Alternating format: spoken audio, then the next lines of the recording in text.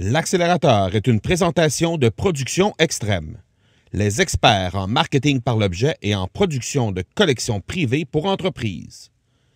Profitez de la promotion exclusive aux auditeurs de l'accélérateur au marcobernard.ca/extrême.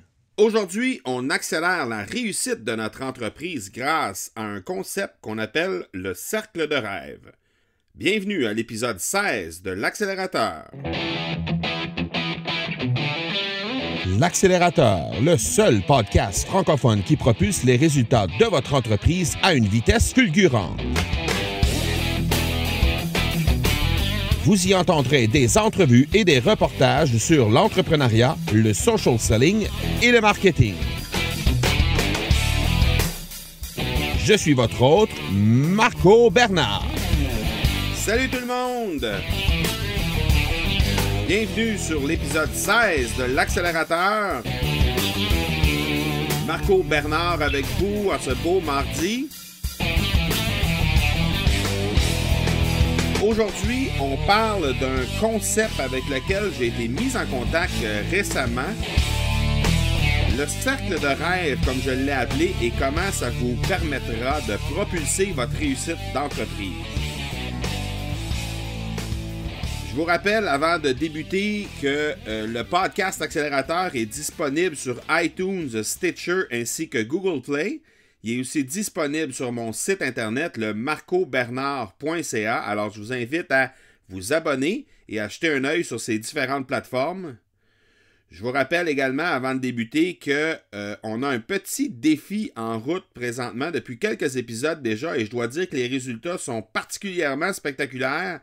Alors, je vous invite à la fin de cet épisode à partager le podcast Accélérateur à 2 entrepreneurs de votre réseau afin de faire connaître l'accélérateur à ces gens-là. Donc, vous allez leur apporter de la valeur en leur faisant connaître les différents entrepreneurs que je vous présente ainsi que les sujets que je présente lors des épisodes de l'accélérateur.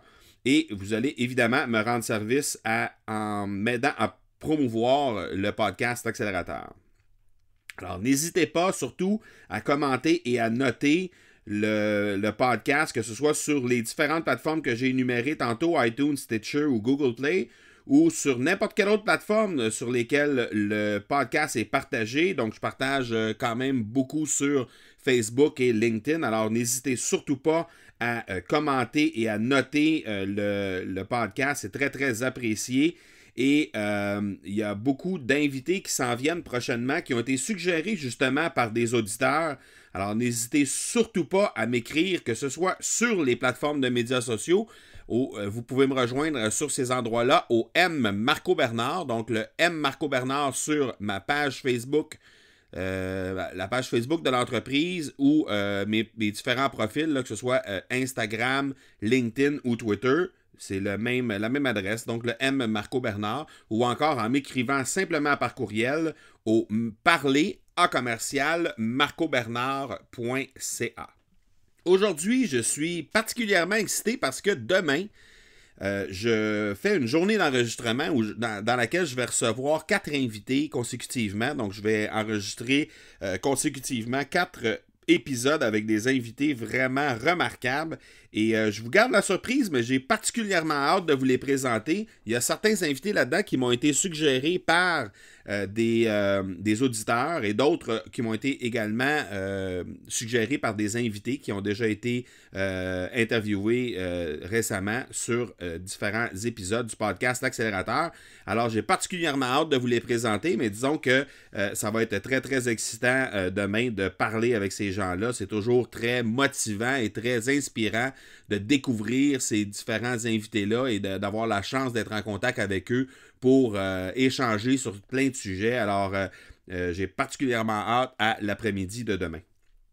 Aujourd'hui, on parle d'un concept qui m'a été mis en contexte par Russell Brunson de ClickFunnels, lequel je vais mettre dans les notes de l'épisode. Je vais mettre ses coordonnées dans les notes de l'épisode parce que c'est lui qui m'a un peu introduit à ce concept-là que j'ai rebaptisé parce que je l'ai changé un petit peu, je l'ai adapté à mes trucs à moi et bon évidemment Russell fonctionne exclusivement en anglais dans ses trucs, donc je voulais franciser ça puis en même temps ajouter ma touche là-dedans, donc lui appelle ça son Dream 100, donc il y a un cercle de personnes qui est au nombre de 100 et il a baptisé ça Dream 100.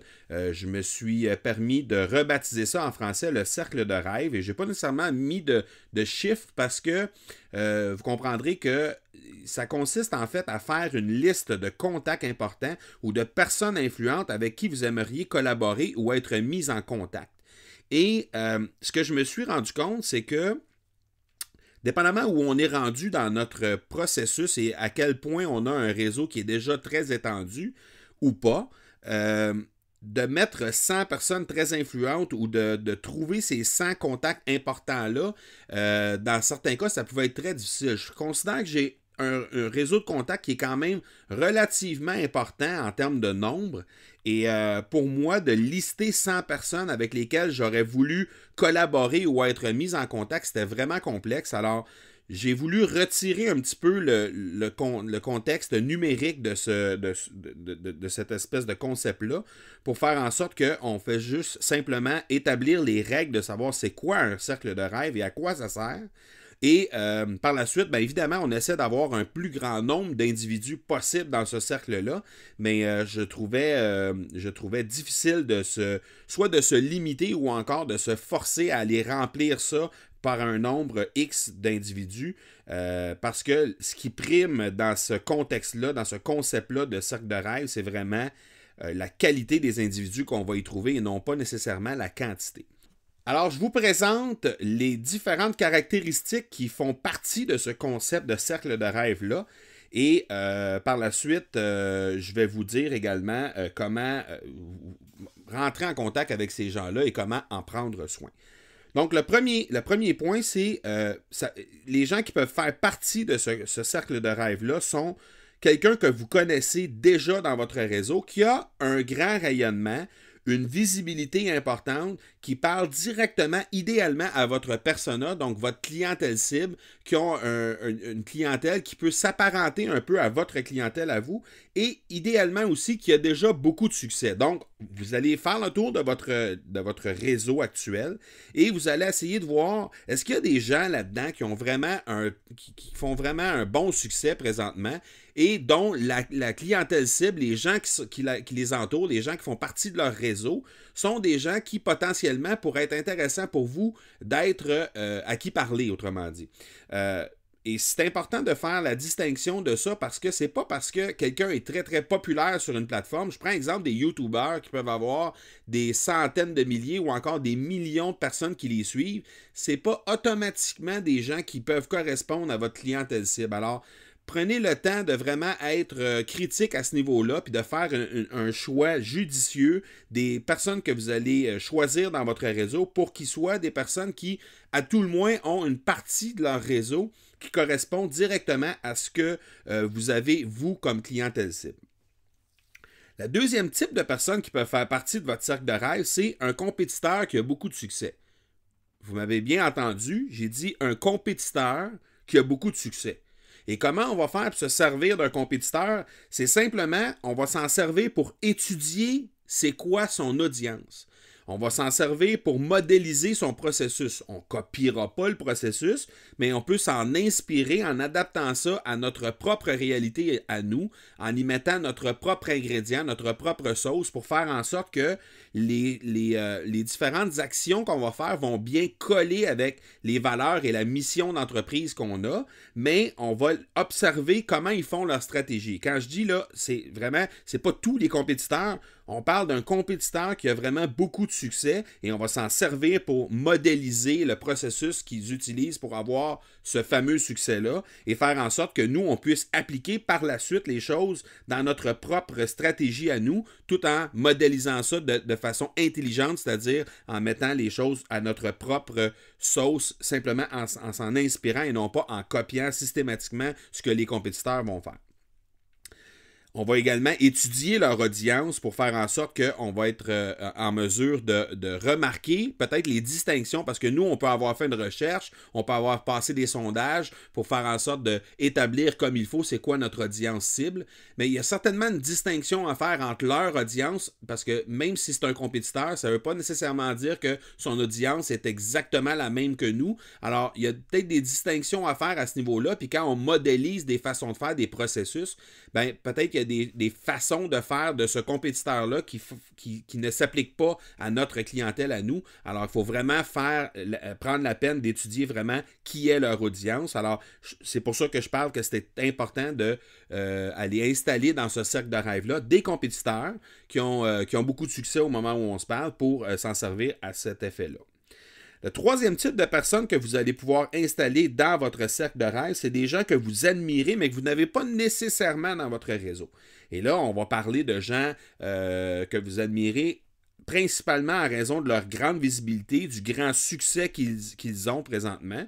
Et encore une fois, ce sera des gens qui ont une audience qui est intéressante pour vous sur le plan de votre marketing et leur audience est en mesure de correspondre un peu en tout ou en partie à votre audience à vous. Alors, vous allez installer ces gens-là dans votre cercle de rêve et par la suite, je vais vous indiquer tout de suite comment apprendre à entrer en contact avec ces gens-là.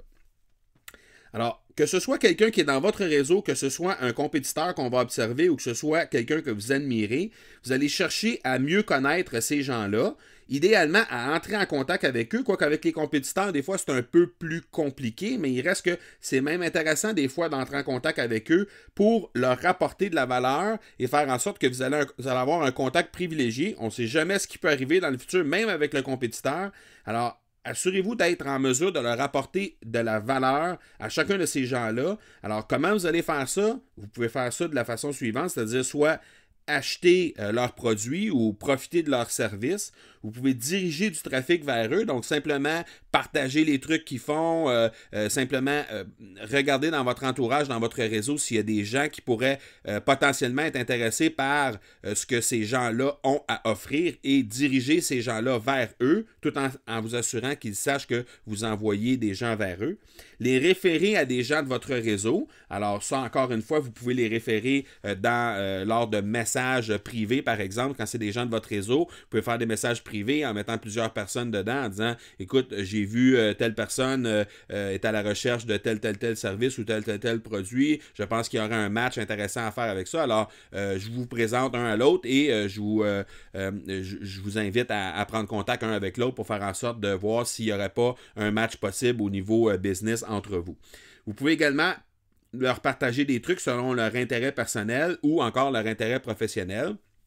Dans le cas des intérêts personnels, ça nécessite peut-être un peu plus de recherche, mais ça a beaucoup plus d'impact si vous êtes en mesure d'établir quels sont les intérêts personnels des gens que vous allez installer dans votre cercle de rêve, parce que là, ils vont vraiment avoir l'impression que vous recherchez activement les intérêts et vous prenez vraiment leur personne en tant que personne, que vous prenez à cœur la relation que vous avez, mais sur le plan personnel. Alors, ça devient intéressant peut-être de partager des trucs. Alors, je donne un petit exemple facile. Vous avez quelqu'un dans votre réseau, c'est un homme, il a besoin de... Pas il a besoin, mais plutôt il a un intérêt marqué envers le football ou le baseball, peu importe. Alors, vous voyez un article passer de son équipe favorite parce que vous voyez peut-être des tweets passer ou plein de trucs comme ça sur son équipe favorite. Alors, simplement lui diriger un article ou encore une primeur que vous avez ou amorcer une discussion, par exemple, si c'est un amateur de hockey, il y a eu un échange, le Canadien a fait un échange d'un joueur avec une autre équipe, et là, à ce moment-là, vous pouvez peut-être amorcer une discussion, sachant que cette personne-là, c'est un amateur de hockey et qu'il est un amateur du Canadien de Montréal. Alors, vous pouvez amorcer une discussion avec lui, mais orienté vers les intérêts personnel. Et là, ça devient, vous allez développer une connexion qui est à un autre niveau que simplement basé sur les intérêts professionnels, par exemple. Alors, ça devient intéressant. Quoique, les intérêts professionnels sont aussi intéressants. Donc, si vous voyez que la personne qui est dans votre réseau, par exemple, œuvre dans tel ou tel domaine et que vous voyez un article passer qui a rapport avec ça, ou que vous voyez un article passer sur leur propre entreprise, bien, vous pouvez simplement prendre quelques secondes pour le féliciter ou pour discuter avec lui ou avec elle de cet article-là. Simplement aussi leur diriger des articles de leur domaine, de leur champ d'expertise directement à eux. Vous pouvez également les recommander sur les médias sociaux. Donc ça, c'est vraiment intéressant. Les recommandations sur LinkedIn, vous savez, les différentes recommandations qu'il y a dans le bas du profil. Alors ça, c'est toujours intéressant à recevoir. Si vous voulez entrer en contact avec les gens, je pense que c'est une belle façon de leur manifester de l'intérêt, de leur manifester votre appréciation pour leur travail. Alors, je pense que ça peut être intéressant également. Et de partager simplement ce que ces gens-là vont publier sur les médias sociaux, que ce soit des articles, des vidéos, des promotions, par exemple, de leur entreprise ou peu importe. Alors, de les partager et vous pouvez toujours taguer leur nom pour vous assurer justement que dans cette publication-là, eux sont au courant que vous travaillez en ce sens-là pour être avec eux. Alors, ce qu'on veut faire, dans le fond, c'est on veut entrer en contact avec eux, sur une base périodique, idéalement chaque semaine, même plusieurs fois dans une semaine, et prendre vraiment soin de ce cercle de rêve-là. Et la raison pour laquelle on veut vraiment prendre soin de ce cercle de rêve-là, de ce cercle d'entrepreneurs-là, c'est qu'éventuellement, il ne faut pas qu'il y ait nécessairement de but précis en arrière de ça, sauf que si éventuellement vous avancez dans le temps et, je ne sais pas, vous avez un lancement de produit, vous avez un lancement d'un nouveau service au sein de votre entreprise, éventuellement, peut-être vous allez avoir besoin de faire appel à ces gens-là. Alors, c'est pas nécessaire d'avoir... En fait, c'est même préférable de ne pas avoir un but précis au moment où on amorce cette espèce de concept-là de cercle de rêve. Donc, c'est simplement d'entretenir ce réseau-là et de le bonifier de plusieurs personnes au fur et à mesure qu'on avance dans le temps. Mais assurez-vous de leur apporter déjà un rayonnement. Juste le fait d'avoir un rayonnement indirect, le fait d'être en contact avec ces gens-là, c'est déjà quelque chose de bon pour vous. Vous allez être bien vu d'avoir un contact privilégié avec des gens qui sont déjà bien en vue, qui réussissent bien et tout ça. Donc ça, déjà, ça va vous apporter de quoi d'intéressant. Mais assurez-vous de ne pas avoir de but nécessairement précis derrière ça. Mais éventuellement, si jamais le besoin s'en fait sentir, bien, vous aurez entretenu ça, cette relation-là, de belle façon.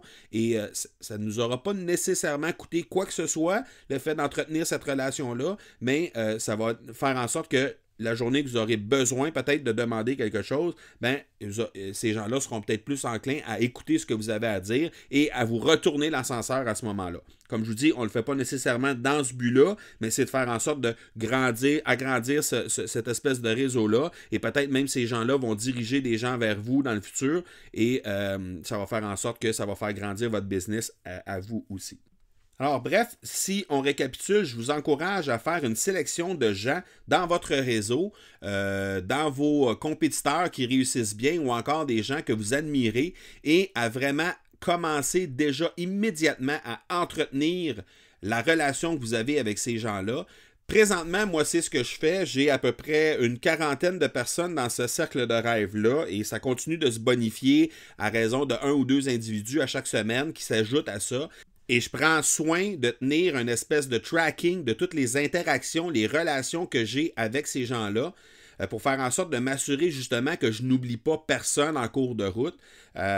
J'ai un entrepreneur avec qui je discutais récemment de cette espèce de concept-là qui m'a suggéré quelques applications qui pourraient me faciliter la tâche peut-être pour tenir une espèce de tracking de ces interactions-là que j'ai avec ces gens-là. Je vais en faire l'essai dans les prochaines semaines de ces applications-là et peut-être ça fera le sujet d'un prochain épisode que je pourrais vous recommander les applications que j'ai utilisées, vous donner comme une espèce de review, là, une espèce de compte rendu sur ce que j'aurais testé avec ces différentes applications-là. Mais présentement, ce que je fais, c'est simplement avec un fichier Excel, je tiens le tracking de chacun. À chaque fois que j'ai une interaction avec ces gens-là, je vais installer un petit X en avant de leur nom et je m'assure de mettre des X le plus souvent possible, tout simplement. Idéalement, comme je disais tantôt, à chaque semaine ou même plusieurs plusieurs fois par semaine. Alors voilà qui complète l'épisode 16. Je vous donne déjà rendez-vous pour l'épisode 17 dans 3 jours. N'oubliez pas de partager le podcast Accélérateur à 2 entrepreneurs, comme je vous ai mentionné tantôt, le petit défi qu'on s'est donné. Donc, prenez quelques secondes, c'est très, très apprécié pour moi, pour partager le podcast Accélérateur à 2 entrepreneurs de votre réseau, faire en sorte de faire connaître le podcast au plus de gens possible.